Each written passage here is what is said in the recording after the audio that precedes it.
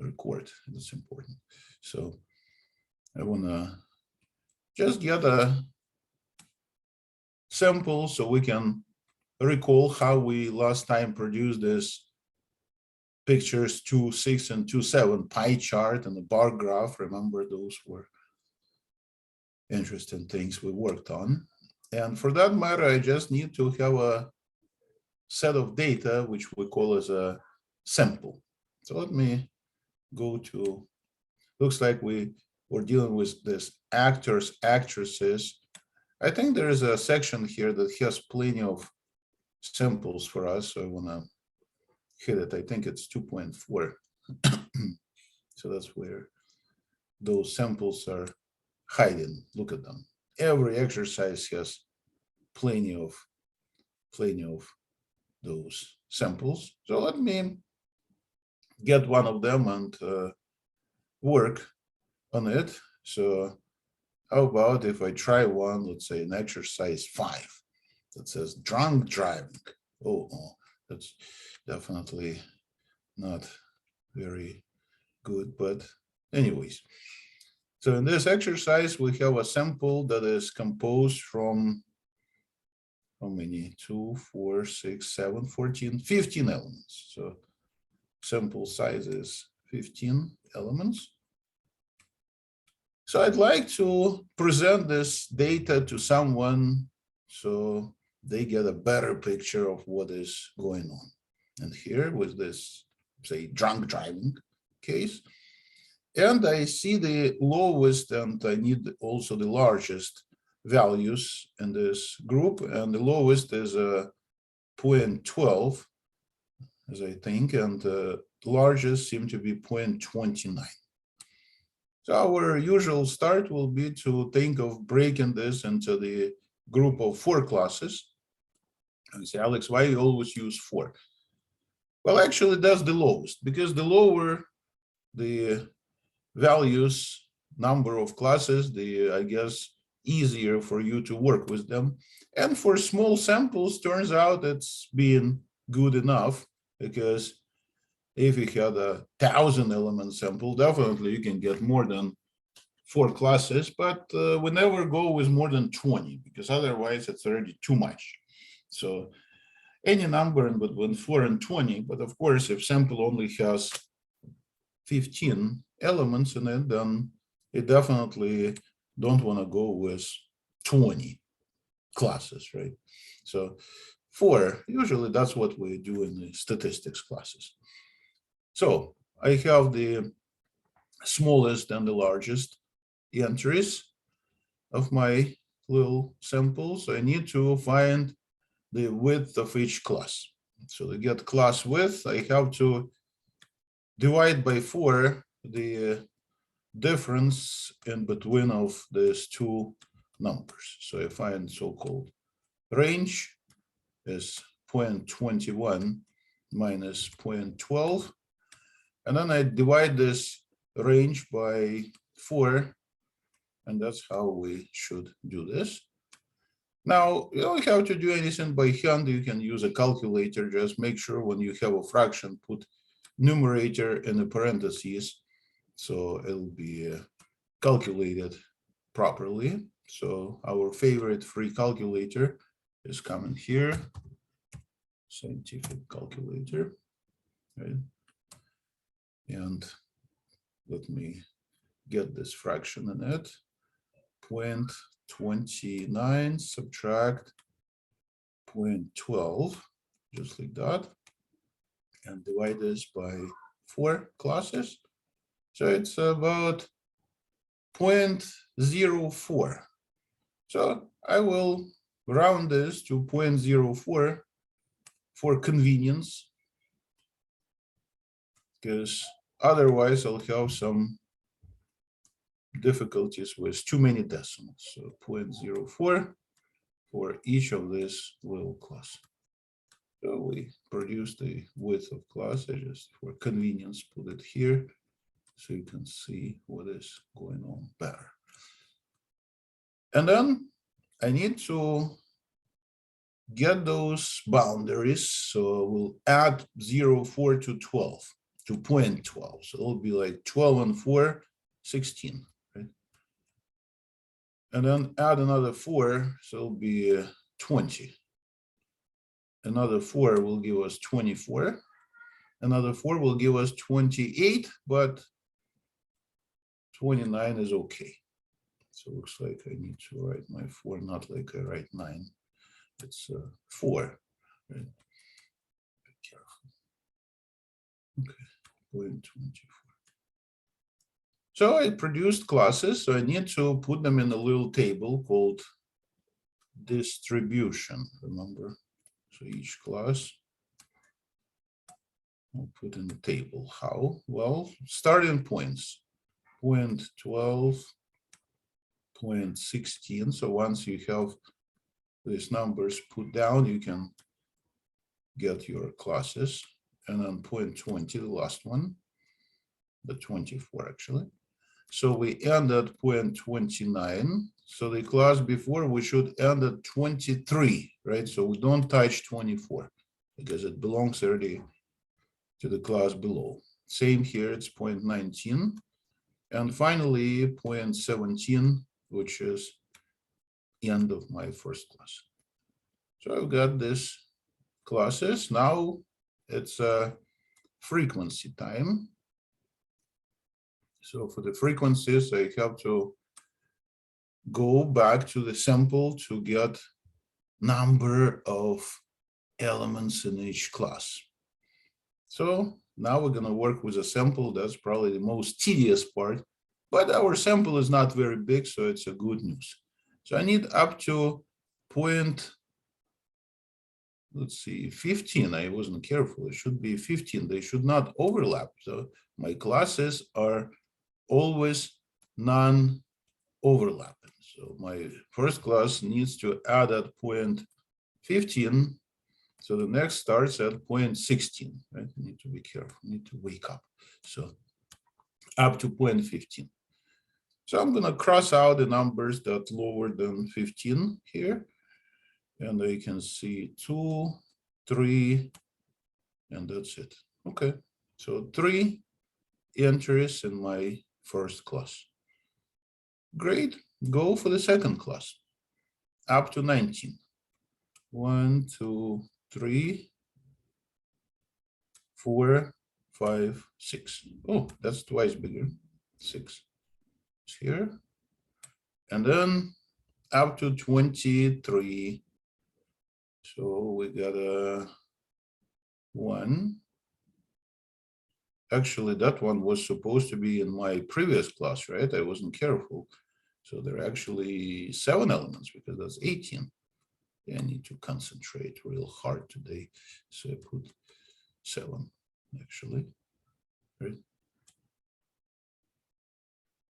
And then we have up to 23, you found 4 more. That's good. You see, I also want to cross them out for just in case. It's 21.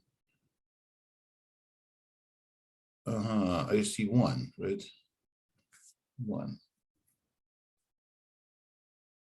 So up to 23, I see 1 only. You see 1, right? 1, right? And then 24 and higher, there are, as you said, 4 of them. Yes, thank you. So 4 in the last class. So we've got a frequency distribution. The question is that right? Well, let us check this out. Is our sample size going to be 15? Yes, I got lucky with your help on this one. So thank you. We can continue with this because otherwise, if your sample, if total of this be more or less than n, then it means that something went wrong and one needs to double check. But in this case, we don't have to. So my frequency distribution is produced, so I can make a picture of all that here on the plane with y-axis at 7. So I put my largest frequency here, 7, on the top. So this way the picture will look nice. And now start with the first class, which is 3. It's a little less than a half of 7. So the height of my first bar will be 3. This is something like that. Next is the highest bar, the tallest is 7, so it's right there. 7, it's here. Then I get 1, the shortest, the little one. And then 4, which is a little bit more than 3, so that'd be another one. So we've got the bar graph that we also called as a histogram in this book, right? Histogram. Actually, it's standard name in statistics, not just in this book. So histogram or bar graph, and we have it here, and that's great. So that's the first thing that we saw last time in class on Thursday, how we can depict our samples so people start to see if someone drinks more or less. It looks like one can say people maybe drink socially a little bit, but then if they already drink heavier, well, there is also a group of people that really drinks and drives, so that's probably the worst group, and that's something that I guess police department should realize, but there are some that drink a little less and still drive. So anyways, that's the histogram. Now I can also produce another picture for the same sample, that's so-called pie chart. So for that, I need to get relative frequencies. So they will get percentage of the whole thing in each class. And to do this, I divide by my sample size of 15 each frequency from the previous column. So when I do this, I definitely want to use a calculator, and then we will round it to the nearest percentages, right? So we'll see how many percent correspond to each class. So again, it's a calculator time. Get it back here. So we go with first class, 3/15. So that's 20%. So what I do is I just put 20% or 0.2. That's exactly the answer. And next class, now we have 7 out of 15. So that's 47%. Well, let me enter all of them here so we can later just copy these. So that's another class. And finally, 4/15. So here's my results for the frequencies. And since those are percents, I will be rounding this to the hundreds, right? Like this. Please notice that the following digits will be 6 in all the cases. So approximately, I'll just write it as a 0.47 around to nearest hundreds. So for the next, it's 0.07, right? And for the last one, finally, this is going to be a 0.27. So when added these together, I will get something like 1 here, carry 2, and looks like it's 10, so 1.01. I say, Alex, that's 101% that you produced. Is that right? Well, please look at these decimals. They all were rounded up. So instead of 46.6, I got 47. So I added basically 0.3 on each of these 3. So this 0.3 actually ended up being 1 extra percent. And that's what we have experienced.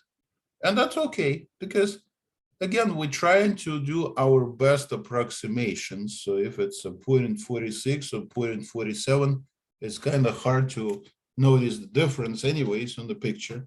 Of course, if you got not 100%, but 200%, that'd be just something wrong. So you want to be around 100%, maybe one less or more because of the rounding. So next step, I will be cutting the pie into 4 slices. So if my pie is approximately with quarters in here, then first class is going to be 20%, a little less than 25%. So this 12 through 15 will be 12 through 15 will be here. Then I need to produce next classes. And looks like the last class is 0.27. That's a little bit more than the quarter. So I can, for convenience, put it here. It's 24 through 29. Okay, so that's last class. Now I need to make one more cut in here. And this will give us 0.07. That's a very little one. That's for my class before, excuse me, class before last. And the, actually before second. And the biggest, the second class, which is almost a half with 47% in it. So 0.16 through 0.19, just like that. So here's our pi. Some people might say, Alex, put this 0.20 through 0.23 here. So that'd be your next class, the little one here. Okay. So we've got ourselves a nice picture of a pie chart that also presents our data. Well, it turns out that data also could be presented a little bit different way depending on your purpose in here. And I think I just saw another very useful way to present data using this stem and leaf displays. So when I'm looking at the exercises 15 and 16 here, then you can see that somehow they managed to put the data in this little row. So let me try to show you how we can also produce this by going back to our sample once again. So it turns out there is alternative method to produce our sample data. And for that matter, we use their digits. So notice that our entries here in exercise number 5, they all have 2-digit numbers. They all vary from 0.1 through 0.2. So people can say, I can put 0.1 as the first digit and 0.2 as a second digit, and that's so-called stem of this display. And then I'm going to put my actual elements such as a 0.12. So notice it's instead of 0.12 that the actual simple element is, we cut out the last digit 2 and put it after that bar. When I say, Alex, why would you do that? Well, that's how they present it. So next entry will be 0.3. So they don't put entire number, they just put last digits. That's how they create that little display. Now, next is 0.014, so I just put 4.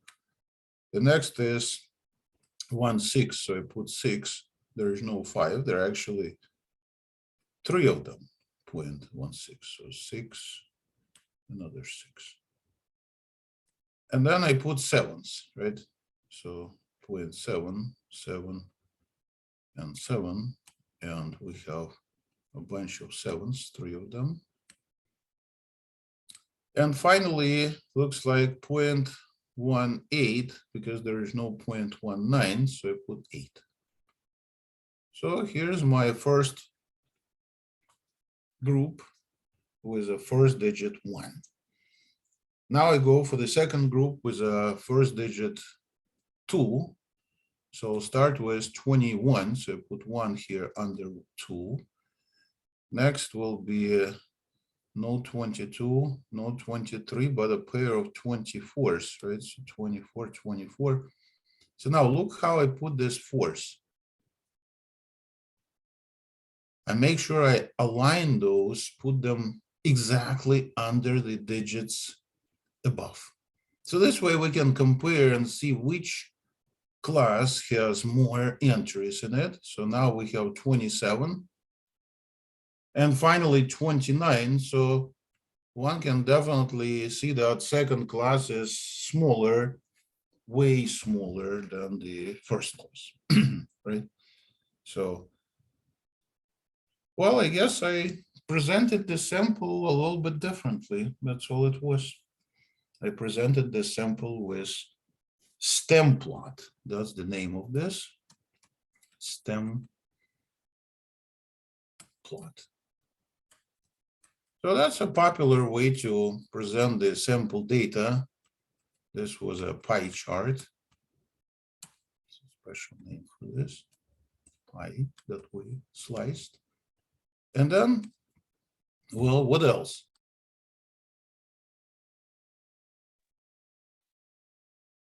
What else is in this chapter to present various data?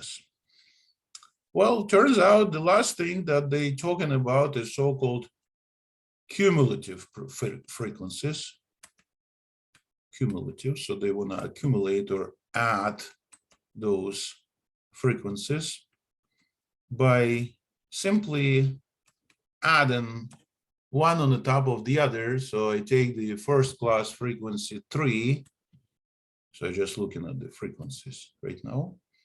And then move to the second class that has frequency of 7 and just add it with that 3. So we get 10.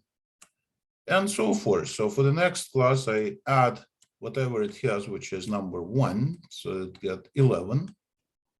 And finally, 4 frequency of the last class. So we get 15. And that actually double checks this again if I done this arithmetic correctly. So if I added them all to the total sample size of 15. So turns out that we can also picture all that on the plane by use our classes 0.12, 0.16, and so forth. It's 0.20 and 24. And then the end of it will be 29, right? But now our y-axis is going to be, please notice I just make this little wiggle, right? So I don't want to go all the way to 0. What for? I just want to show my sample. That's why we made this little wiggle after 0.12 to the left. So it's squeezed a little bit, our axis. So the highest value I have here is 15. Better write it carefully. So it's going to be just 15, the cumulative frequency. That corresponds to the very end of my sample. So I put a dot on the level of the end of my sample at 0.29. So for each of cumulative frequencies, I'm going to put a dot, and that will be end of each class. So for the first class that ends at 3, I put another dot here. The next class ends at 10. So notice this is closer to 15, much closer. So I put somewhere here 10. Then 11 for the next class, which is pretty much on the same level as 10, not much higher, 11. And we connect these frequency points together, and the graph we produced will have a special name. It's going to be called as ogive. Some of my students really love this name, ogive. They just keep on repeating ogive. So, well, anyways, it's an interesting name that shows a graph of cumulative frequencies, and sample starts at 0.12. That's where my graph should touch the x-axis, and it ends at 0.29. So that's the endpoint that I have here. And this is increasing graph because we keep adding more and more and more on the top of each other. So the graph of ogive must always increase. That's the last graph that sometimes people produce when they want to work with large samples. Because when you work with large samples, well, you need to not look at the data that appear like in here. With only 15 elements, you can make all kinds of answers. But if you had 1,500 elements, it'll take you a while to look at this data every time. But if somebody says, okay, so what about if somebody, what number of people drink less than, say, 0.15? So you can use your ogive, find location of 0.15 here, and then corresponding number to it, which is probably going to be 2 or so, then you will be able to answer the approximate number of people that is either less or greater than some particular value on x-axis. So this way, people are using ogive. So if they want to further work with this sample, but without looking at its data, just look at the graphs. So that's why it's there. And this ogive was, I guess, last thing I wanted to introduce you in this story. So we're, I guess, looking at section 2.4, but everything I mentioned actually refers to the previous sections, because in section 2.4, well, we don't do much, but I just selected sample from it. So in the previous section, we actually have all of these questions about stem and plot display that I just produced for you and the others. So I think that section 2.3 now you could try to do for your homework. And on Thursday, let me know how you're feeling about it. So I'd like to take a look at section 2.4 just to start it. It's not going to be on your homework because I just started it. Next time I will definitely continue with it. I just want to introduce a couple of very interesting definitions from statistics that you're probably already familiar from real life situations, such as a sample mean or the average. So it turns out there is a way to find the average for the sample, average value. And in statistics, it has a special name, mean. And for example, here in the beginning of section 2.4, they actually have this average for you, which is, well, 6 numbers here. You add them all together, just like they do in the line below. So they add all of them together, the 6 numbers, and divide the sum by 6. And that's how they get the average. So they see that about 1.5 is the average for all of these 6 numbers. Well, let us go to the section end and try to find some of these averages. So I'm just going to move to the exercises and go for a sample mean for one of the samples. So maybe I can try exercise number 1 here. So in exercise number 1 in the section 2.4. So this is going to be something like page number 81, right? So I do it number 1 on page 81. To find the average or sample mean, I have to add these 6 numbers together and then divide the sum by 6. So we'll go with a 0 plus 2, 2, 3 plus a 0 plus 176, another 0. I say, Alex, this is definitely a calculator exercise. Yes, of course. That's why you should get your calculator, and I will, of course, get mine.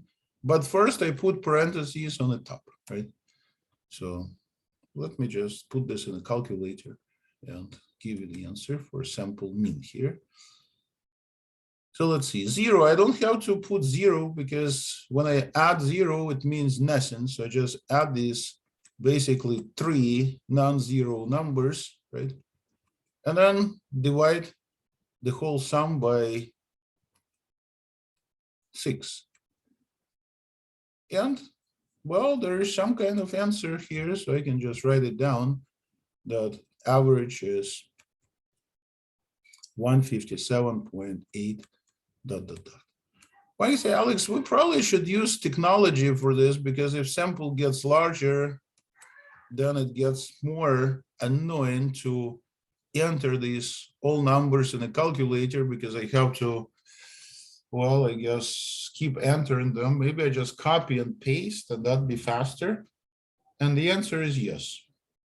Next time I will show you how you can copy and paste, but that be done with a special calculator. So at this stage, I don't want you to worry about this, because at this stage, we're just, well, getting used to the ideas.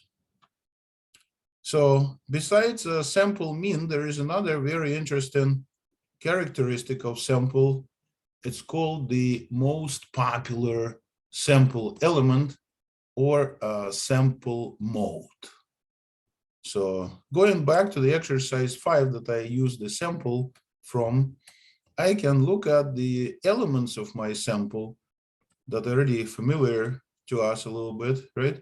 And I see that 3 of them are the same, 0.17, and also 3 more are the same, they're 0.16. So it turns out that there are 2 elements that are the most popular in this exercise, and they're 0.16 and 0.17. So it turns out that this sample has 2 modes, because there are 2 elements that are most popular. I say, what about 0.13? Well, it appears only once, so it is not as popular as an exercise as 0.16 or 0.17. So I can try to find a mode in the exercise 3 here that talks about serials. And then maybe you can try to find the most popular element as well, the one that you can see most often. I'll give you a little sample for that. So it looks like in this exercise, I see 0.47 that appears twice. So there is only one mode. The most popular element is 0.47.